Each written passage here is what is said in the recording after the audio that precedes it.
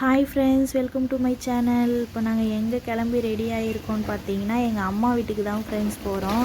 வருஷம் போல் பொங்கல் முடிஞ்சு மறுநாள் எங்கள் அம்மா வீட்டுக்கு போயிடுவோம் ஃப்ரெண்ட்ஸ். அங்கே போகிறதுக்காக தான் கிளம்பியிருக்கோம். எங்கள் அம்மா வீட்டில் போயிட்டு பார்க்கலாம் ஃப்ரெண்ட்ஸ். பார்த்தீங்கன்னா எங்கள் அம்மா வீட்டுக்கு வந்துட்டோம் ஃப்ரெண்ட்ஸ். இன்றைக்கி பொங்கலுக்கு என்ன ஸ்பெஷல்னால் பிரியாணி தான் ஃப்ரெண்ட்ஸ் ஸ்பெஷலு. எங்கள் அம்மா வீட்டுக்கு வந்துட்டாலே பொங்கல், தீபாவளி இது மாதிரி வந்துட்டாலே பிரியாணி தான் ஃப்ரெண்ட்ஸ். இன்றைக்கி எங்கள் வீட்டில் 2 kg பிரியாணி செய்ய போகிறோம். நாங்கள் இங்கே 2 கிலோ பிரியாணி செய்ய போகிறோம். பிரியாணிக்கு சிக்கன் நல்லா கழுவிட்டு மசாலா போட்டு ஊற வச்சுட்டு இருக்காங்க. இது மாதிரி செய்ய பார்த்து நல்லா டேஸ்ட்டாக இருக்கும்.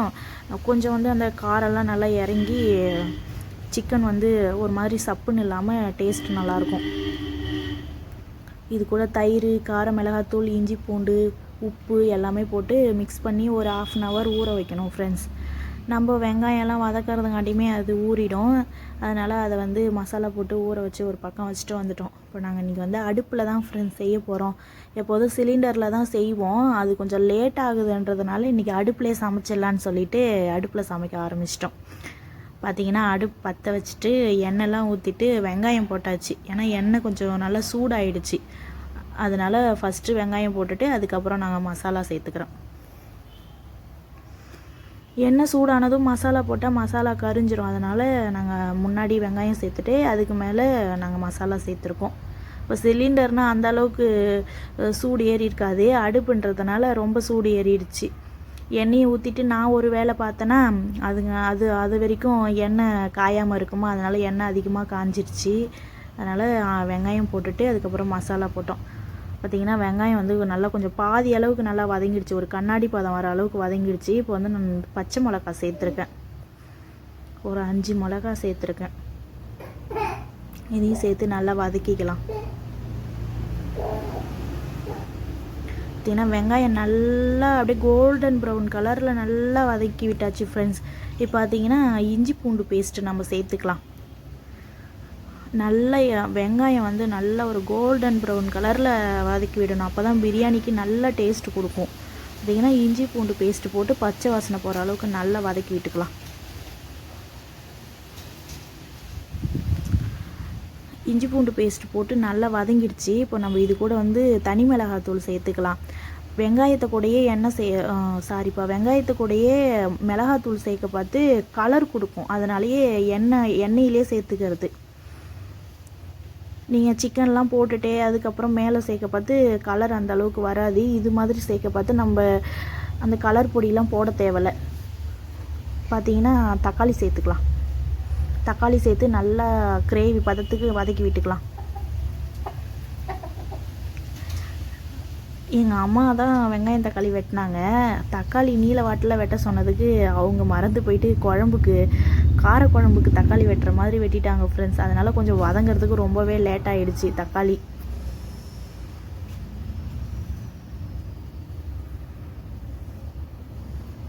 தக்காளி அப்பப்போ நடுவில் மசிச்சு விட்டு வதக்கி விட்டேன் நான். கொஞ்சம் வதங்கிறதுக்கு லேட் ஆகிடுச்சு தக்காளி. பார்த்திங்கன்னா தக்காளி நல்லா வதங்கினதுக்கப்புறம் நம்ம மசாலா சேர்த்துக்கலாம். கொஞ்சமாக கரம் மசாலா, கொஞ்சம் சிக்கன் மசாலா, பிரியாணி மசாலா, இது 3 எடுத்திருக்கேன். மசாலா சேர்த்து நல்லா மிக்ஸ் பண்ணிக்கலாம் பச்சை வாசனை போகிற அளவுக்கு. அடுப்பில் வச்சதுனால சீக்கிரமாக வேலை ஆயிடுச்சு ஃப்ரெண்ட்ஸ். அதே சிலிண்டரில் வச்சுருந்தா எப்படியும் ஒரு 3 மணி நேரமாவது ஆயிருக்கும். இது ஒரு மணி நேரம் கம்மியாயிடுச்சு. பார்த்திங்கன்னா மசாலா போட்டு நல்லா வதக்கிட்டு இப்போ தயிர் சேர்த்துக்கலாம். நம்ம சிக்கன் கூடயே தயிர் சேர்த்து ஊற வச்சுருக்கோம். அதனால் பார்த்து சேர்த்துக்கலாம்.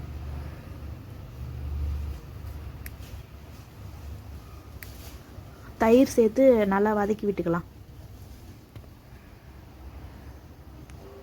மசாலா தயிர்லாம் சேர்க்க பார்த்து கொஞ்சம் தீ கம்மியாகவே வச்சுக்கணும். ஏன்னா இல்லைன்னா அடி பிடிச்சிரும்.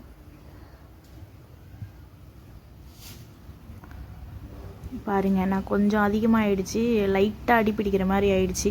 அதனால் தயிர் சேர்த்ததுக்கப்புறம் நல்லா கொஞ்சம் சுரண்டி விட்டு நல்லா வதக்கி விட்டாச்சு.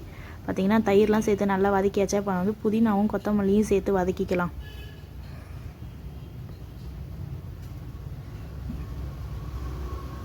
புதினா போட்டால் தான் ஃப்ரெண்ட்ஸ் பிரியாணின்றத வாசனையே. பிரியாணிக்கு வந்து கொஞ்சம் வாசனை கொடுக்கறதே நம்ம புதினா தான். எனக்கு அந்த புதினா போட்டால் தான் பிரியாணின்னு ஒரு சிந்தனையே வரும். அவ்வளோ ஒரு வாசனை அந்த புதினாவை சேர்த்து நம்ம அந்த மசாலா கூட வதக்கும் போது.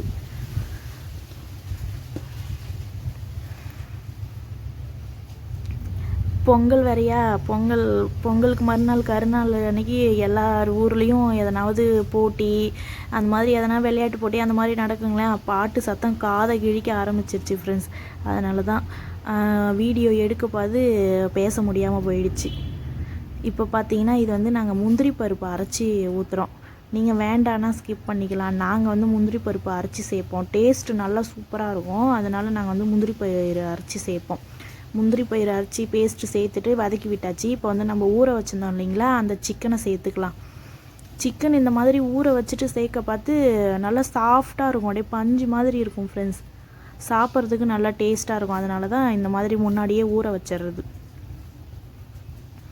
சிக்கன் சேர்த்து மசாலா கூட நல்லா மிக்ஸ் பண்ணி நல்லா கிளறி விட்டுக்கலாம்.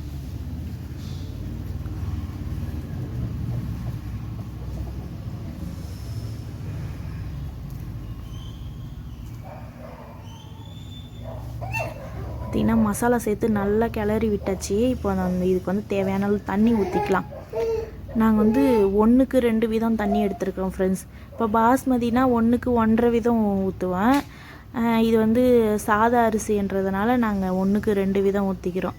இதுனா கொஞ்சம் கரெக்டாக இருக்கும். ஏன்னா இப்போது கிரேவி வைக்கிறதா இருந்தால் நம்ம கம்மியாக ஊற்றிக்கலாம். ஏன்னா கிரேவி ஊற்றி சாப்பிட்ட பார்த்து சாப்பாடு வந்து கொஞ்சம் நல்லாயிருக்கும். நம்ம கிரேவி இல்லாத வெறும் சாப்பாடு மட்டும் வெறப்பாக இருந்துச்சுன்னா சாப்பிட பிடிக்காது. இதுனா கொஞ்சம் சாஃப்டாக இருக்கும். எப்போதுமே நாங்கள் அப்படி தான் செய்வோம். இன்னும் தண்ணி ஊற்றி தண்ணி கொதிச்சுட்டு அரிசி வந்து நாங்கள் வெங்காயம் வதக்குவோம் பார்த்தீங்களா, அப்போவே கழுவிட்டு ஒரு 3 டைம் கழுவிட்டு அரிசி நல்லா ஊற வச்சாச்சு. ஊற வச்சுட்டு இப்போ தண்ணியை நல்லா வடிகட்டிட்டு இப்போ அரிசியை சேர்த்தாச்சு. அரிசி சேர்த்து நல்லா கொதி வருது பாருங்கள். அவ்வளோதான். பிரியாணி வந்து வதக்கிறதுக்கு மட்டும்தான் ஃப்ரெண்ட்ஸ் டைமே. வதக்கிட்டு நம்ம தண்ணி ஊற்றிட்டாலே பிரியாணி ரெடி தான். பாருங்கள், பிரியாணி தம் போகிற அளவுக்கு நல்லா சூப்பராக ரெடி ஆயிடுச்சு. கொஞ்சமாக மேலே நெய் ஊற்றிட்டு மேலே புதினா சேர்த்து வாழை இலை போட்டு தம் போட்டுற வேண்டிதான். தம் போட்டு ஒரு 20 நிமிஷம் கழித்து தம்மை இறக்கிட வேண்டிதான். வாழை இலை போட்டு தம் போடும் போது அந்த வாழை இலையோட ஸ்மெல் அதில் இறங்கி ஓஹோ சூப்பராக இருக்கும். பார்த்தீங்கன்னா தம்முலேருந்து இறக்கியாச்சு ஃப்ரெண்ட்ஸ். பிரியாணி இப்படி தான் வந்தது. சூப்பராக வந்தது பிரியாணி. என்ன ஒன்று, அரிசி தான் மாற்றி கொடுத்துட்டாங்கன்னு சொல்லிட்டு கொஞ்சம் சாப்பாடு பெருசாக ஆகிடுச்சு. பார்த்திங்கன்னா சூப்பராக ரெடி ஆகிடுச்சு ஃப்ரெண்ட்ஸ்.